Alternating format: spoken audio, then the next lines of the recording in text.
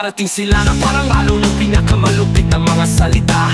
Parang mga matutulis na piraso, sila'y tumutusok at sumasakit. Isang simponya ng sakit, sa malutong tahimik, iniwan akong basag. Sa ilalim ng buwan, basag, basag ang langla ng buwan.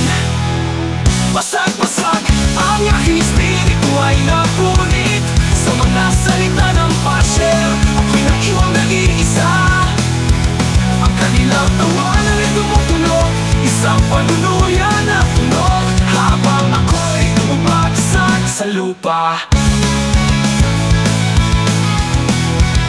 Sinusubukan kong magbago upang maprotektahan ang aking kaluluwa, ngunit ang kanilang mga salita ay tumatagos at nagtutulog ng pinsala. Ang lason ay tumutulo, isang nakakalasong nagaloy. Iniwan ako walang laman na walang pupuntahan. Basag, basag, ang aking espiritu ay napunit sa mga salita ng pasher. Ako'y naiwang nag-iisa, ang kanilang tawanan ay tumutunog, isang panunuyan na tunog, habang ako'y bumagsak sa lupa.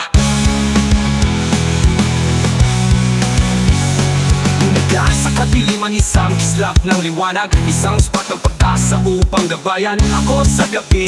Mabangon ako muling, mas malakas kaysa dati, at puputulin ang mga kadena na nagpipigil sa akin. Basag, basag, ang aking espiritu ay napunit sa mga salita ng pasher.